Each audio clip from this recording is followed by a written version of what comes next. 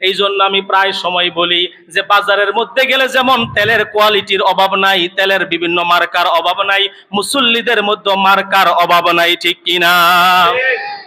এক ওয়াক্ত নামাজ পড়ি, আরেক ওয়াক্ত পড়ি না, একদিন পড়ি, আরেক দিন পড়ি না, সপ্তাহে একদিন মসজিদে আসি, বছরে দুইবার মসজিদে আসি, আসি না নাই?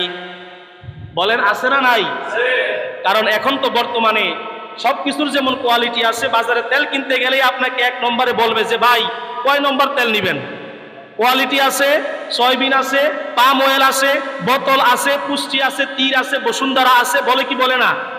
এমন মুসল্লিদের মধ্যে এখন বাঘ হয়ে গেছে, মুসল্লিদের মধ্যে এখন বাঘ হয়ে গেছে। ভাই আপনি কি পাঞ্জেগানা মুসল্লি, না আপনি মাঝে মাঝে মুসল্লি, না আপনি সাপ্তাহিক মুসল্লি, না আপনি মাসিক মুসল্লি, না আপনি বছরের মুসল্লি, না আপনি জীবনে একবার মুসল্লি? আছে না নাই? জীবনে একবার মুসল্লিকে জানেন? যে শুধু জানাজা পড়তে যায়, আছে না নাই?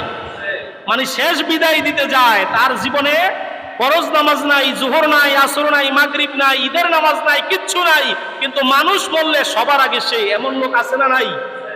অথচ জানাজা দেওয়া এটা ফরজে কেফায়া। এটা কি? ফরজে কেফায়া। নামাজ পড়া হচ্ছে ফরজ, আর জানাজা দেওয়া ফরজে কেফায়া। মহল্লার মধ্যে একজন ব্যক্তি যদি জানাজায় গিয়ে অংশগ্রহণ করে, সবার হক আদায় হয়ে যাবে। ওই জানাজার জন্য কি পারাপারি, কি হুলস্থুল, কিন্তু নামাজের বেলায় খবর নাই, আছে না নাই? যেই ওয়াক্তে জানাজা হয়, ওয়াক্তের নামাজটাও পড়ে না এমন মুসল্লিও আমি দেখছি। যে এই ধরেন আজকে জুমার পরে জানাজার নামাজ, এই জুমার নামাজটাও পড়তে আসে না। যখন মাইক দিয়ে বলে যে একটি শোক সংবাদ, এখন অমুক ব্যক্তির জানাজা হবে, তখন ঘর থেকে জলদি করে কোনো লঙ্গি টঙ্গি পরে টুপি নিয়ে উজু করে দৌড়ে আসে জানাজা দেওয়ার জন্য। অথচ তার ফরজ নামাজ চলে গেল, কোনো খবর নাই। আপনি ফরজ নামাজ না পড়লে আল্লাহর দরবারে কঠিনভাবে জবাবদিহি করতে হবে, কিন্তু জানাজায় না গেলে আপনার জবাবদিহি করা লাগবে না। নামাজ হচ্ছে আপনার হক, আর জানাজা হলো একজন মুসলমানের প্রতি হক। একজন মুসলমানের প্রতি হক, আপনার প্রয়োজন দরকার, যেতে পারেন নাই, কোনো অসুবিধা নাই, কিন্তু নামাজের বেলায় মাফ আছে? নাই। বলেন মাফ আছে? নাই। এই জন্য আল্লাহর হাবিব সাল্লাল্লাহু আলাইহি সাল্লাম আমাদেরকে নামাজের এত তাগিদ দিয়েছেন।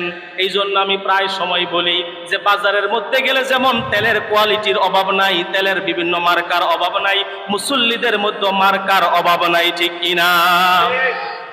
মুসল্লিদের মধ্যে মার্কার অভাব নাই। তো এখন যারা নিয়মিত নামাজি না, তারা বলবে যে আল্লাহ আপনি তো বলছেন হুদাল্লিল মুত্তাকিন, কুরআন মুত্তাকিনদের জন্য পথ প্রদর্শক। তা আমি তো নিয়মিত নামাজ পড়ি না, আমি তো ঠিক মতো মসজিদে যাই না, সপ্তাহের একদিনের মুসল্লি, বছরের 2 দিনে 2 ঈদে নামাজ পড়ি, 2 দিনের মুসল্লি, এখন কোরআন কি আমাকে পথ দেখাবে না?